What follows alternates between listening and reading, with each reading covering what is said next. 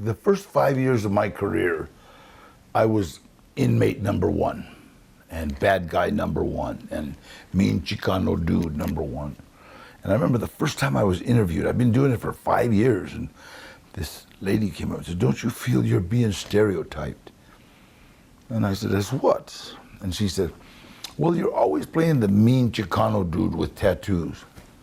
I thought about it a minute, and I said, "I am the mean Chicano dude with tattoos."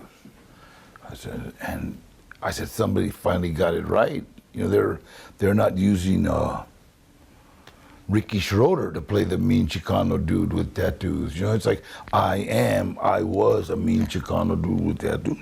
I think anybody that comes into this business and immediately expects to just, well, I want a leading role. Well, it's not gonna happen. It's like, you gotta pay your dues. You know, I didn't get here being pretty, you know, so I am the bad guy. I am the tough guy. Robert honed that and made me a hero, a heroic bad guy. I know what they did to your family. And now he's back. So Robert says, "You know what? You've got something that attracts people, and I want you to do this character. His name is Machete," and that was 1994.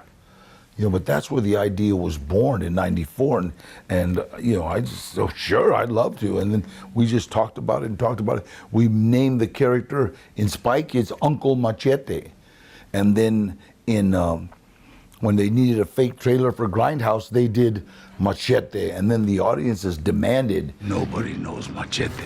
Robert Rodriguez once said, "From ex-con to icon," you know what I mean? And I don't really know what that means, but I just know that I love what I do, and this is my job. You know, I really want to be known for what I do outside my job, you know, because I work with a lot of kids and a lot of high schools and a lot of kids in juvenile hall and hombres en preso, men in the penitentiary and stuff. That's what I want to be known for. But being Machete has really helped. You know, being Machete has really helped.